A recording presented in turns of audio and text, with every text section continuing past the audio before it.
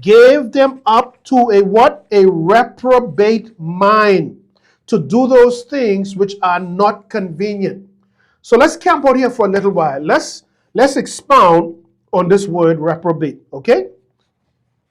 So the word reprobate, as it is used here in Romans chapter 1, verse 28.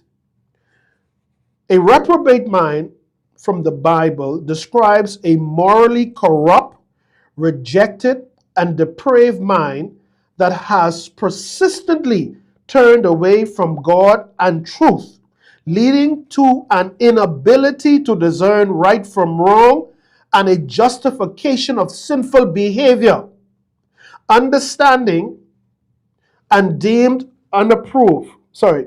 Let me read this again. Leading to an inability to discern right from wrong and a justification of sinful behavior. It signifies a mind given over to ungodly desires, lacking spiritual understanding, and deemed unapproved or worthless by divine standards, often characterized by shamelessness and a defiant resistance to moral correction. Can I help you here?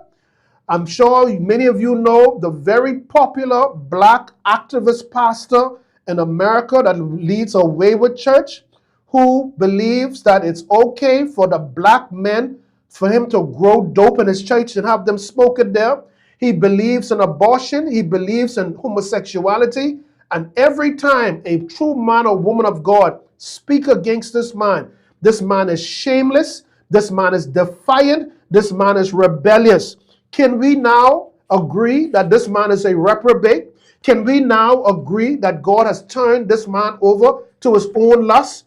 But did God do this overnight? No! This is what I'm trying to explain to you. With unbelief, once you decide to engage in it, you have now set the wheels that will take you further and further and further in sin, to the point that you can't discern right from wrong anymore. You call good evil and evil good.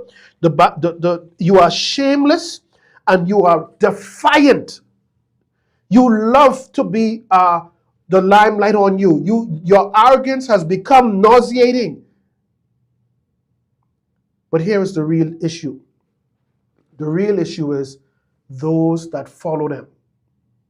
But we can get them. We can get them. Okay? Key characteristics of a reprobate mind: rejection of truth, willfully suppressing knowledge of God and his ways, moral corruption, okay, meaning a deep-seated depravity, an unprincipled nature. There's a loss of discernment, an inability to distinguish between good and evil, leading to perverse thinking. In other words, this person will go, which they have done, you go to a gay church where a man is married to another man, and now you apologize to not only them, but the gay community. In other words, you're saying, forget God law, man. Don't mind this Bible foolishness. All right? Okay? He's apologizing, well, not on my behalf, but on the rest of y'all who subscribe to that mess. He's apologizing. Can you imagine that? Can you imagine that? A loss of discernment, an inability to distinguish between good and evil, leading to perverse thinking. Okay? They justify sin, finding acceptable or even desirable what is inherently wrong. They also spiritually reject stuff, meaning being given over by God to the consequences of their own sin. Let me take it a little deeper for you.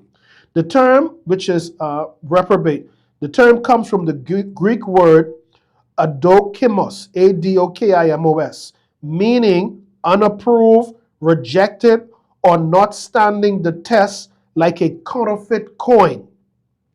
In Romans 1 verse 28, it describes those who despise God, so those who despise knowing God, refuse to honor him, leading God to give them over to a mind that does things that are not convenient, unseemly, or inappropriate. In essence, a reprobate mind isn't just ignorant, it's actively resistant and corrupted, having lost its moral compass and spiritual function, leaving the person condemned to follow their own sinful desires.